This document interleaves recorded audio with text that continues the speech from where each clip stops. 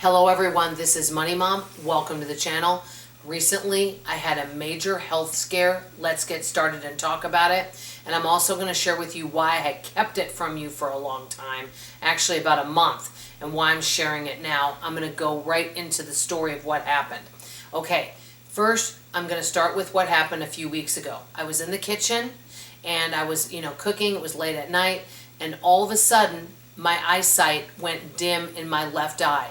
I literally could not see. It was just, all of a sudden it just went dark or murky or blurry.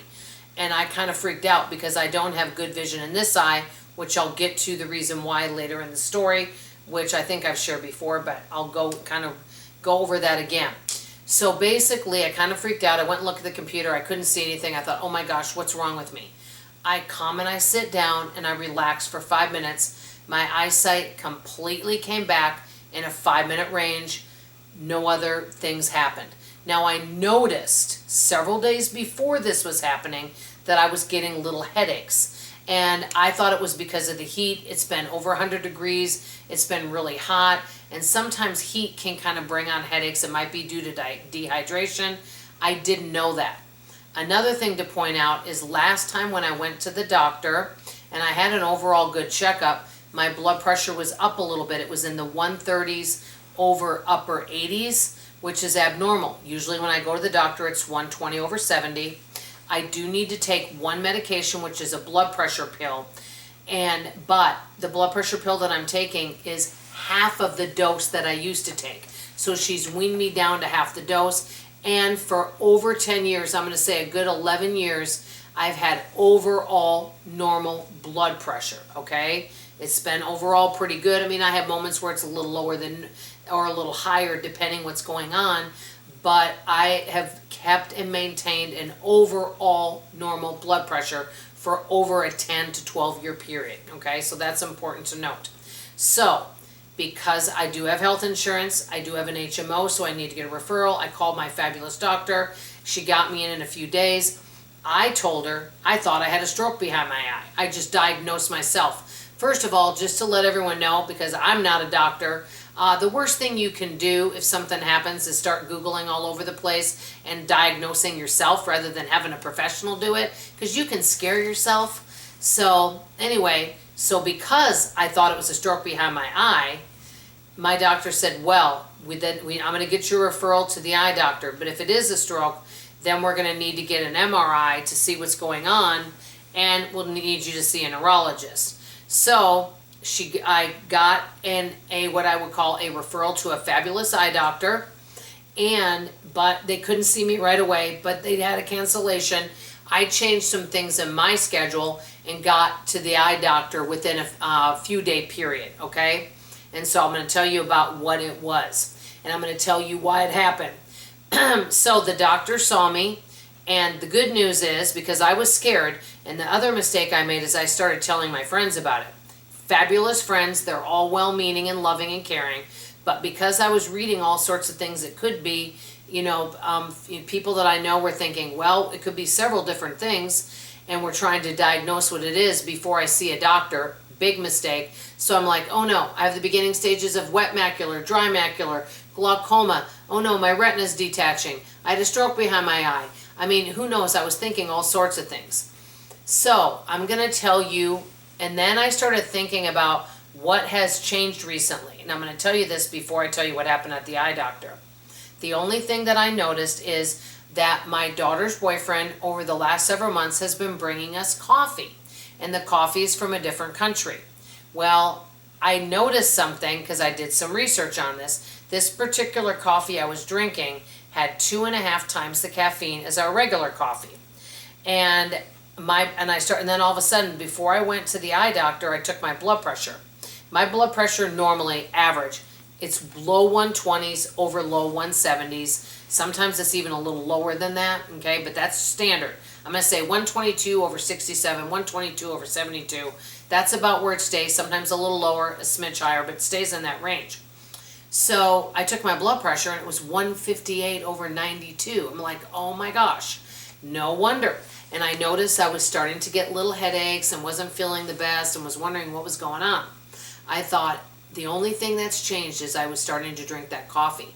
So I started to wean myself off that coffee and I didn't wean off, I just didn't drink it. I'm going to tell you, major headache time, because I was used to all that caffeine and all of a sudden I didn't have any in my system. And it's taken a while to get my blood pressure back normal, but I noticed that I was getting headaches. So I go to the doctor, and the doctor, they did a thorough check. They were absolutely fabulous. The entire staff was fabulous. Couldn't say enough nice things. And what it was an ocular migraine. It was a migraine behind my eye. What caused it, we think, is that I went from drinking low dose caffeine, okay, and had increased my caffeine, didn't know the kind of coffee that I had changed to had a lot more caffeine in it. Because of that, it was causing me headaches, which caused an ocular migraine. He took deep dive in both eyes. I have absolutely no damage in this eye, nothing wrong with the retina, everything with the sight, no damage to the sight. So everything is good, but that was a very scary experience. Now what I'm doing every day, in addition to weighing myself, is I am also taking my blood pressure every morning and charting it and making sure that I do that. And I'm also making sure to lay a little low on caffeine. Normal caffeine's fine.